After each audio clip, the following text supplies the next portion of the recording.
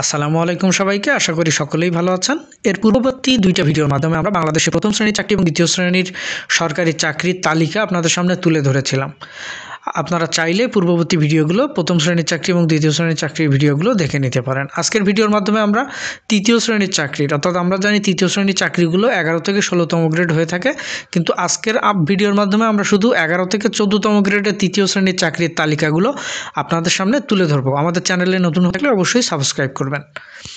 11তম গ্রেডের চাকরির কথা বলতে হলে তৃতীয় শ্রেণীর চাকরি যদিও আমরা বলছি 11 থেকে 16তম গ্রেড, কিন্তু এর ভিতরে সবচেয়ে বেশি হাইলি ডিমান্ডেবল জব কিন্তু 11তম গ্রেডের এই তৃতীয় শ্রেণীর চাকরিগুলোর ক্ষেত্রে, যেটা নন ক্যাডার, সেটা পিএসসি বিসিএস এর মাধ্যমে সরাসরি বা পিএসসির আন্ডারে নন ক্যাডার সার্কুলার হয়ে থাকে। এটার ভিতরে সহকারী গবেষণা কর্মকর্তা, ডেপুটি জেলার কাস্টোডিয়ান সহকারী, সহকারী কিউরেটর এবং সহকারী রসায়নবিদদের যে চাকরিটা রয়েছে এটা কিন্তু সাধারণত 11তম গ্রেডের অন্তর্ভুক্ত হয়ে থাকে এবং বিসিএস এর মাধ্যমে বা পিএসসির আন্ডারে নন ক্যাডারের মাধ্যমে নিয়োগ দেওয়া হয়ে থাকে।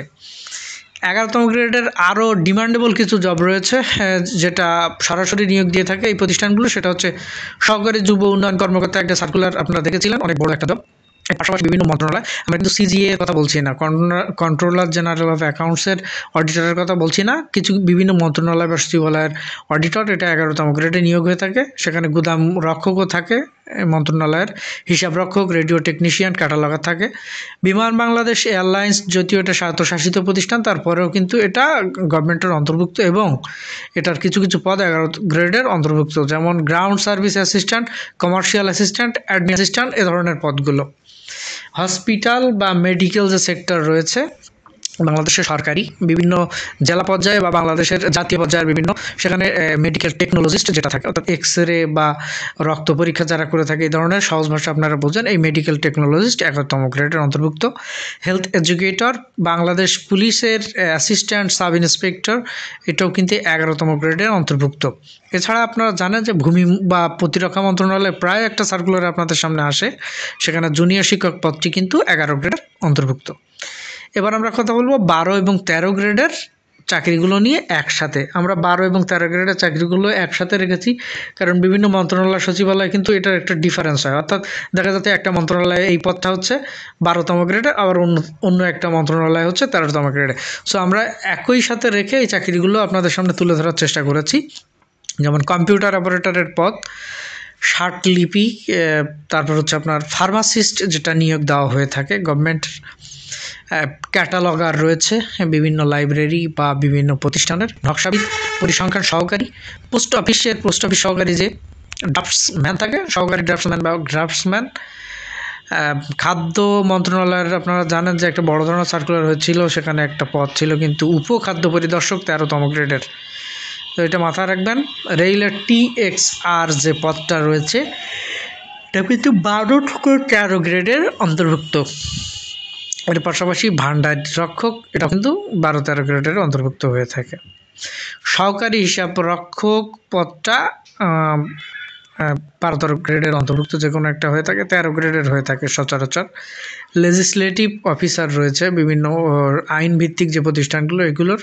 এরপরে যদি আসি বাংলাদেশের সরকারি যে চ্যানেল, সেটা হচ্ছে বিটিভির বাদ্যযন্ত্র বা সুরকার, বিজ্ঞাপন সহকারী, এগুলো কিন্তু 12-13 গ্রেডের অন্তর্ভুক্ত হয়ে থাকে। বাংলাদেশ রেলওয়ের কিছু কিছু পদ কিন্তু রয়েছে, এগুলো হচ্ছে ফিল্ড কানুন পদ বা ট্রেন এক্সামিনার যে পদগুলো রয়েছে, এই পদগুলো কিন্তু 12 এবং 13 গ্রেডের অন্তর্ভুক্ত।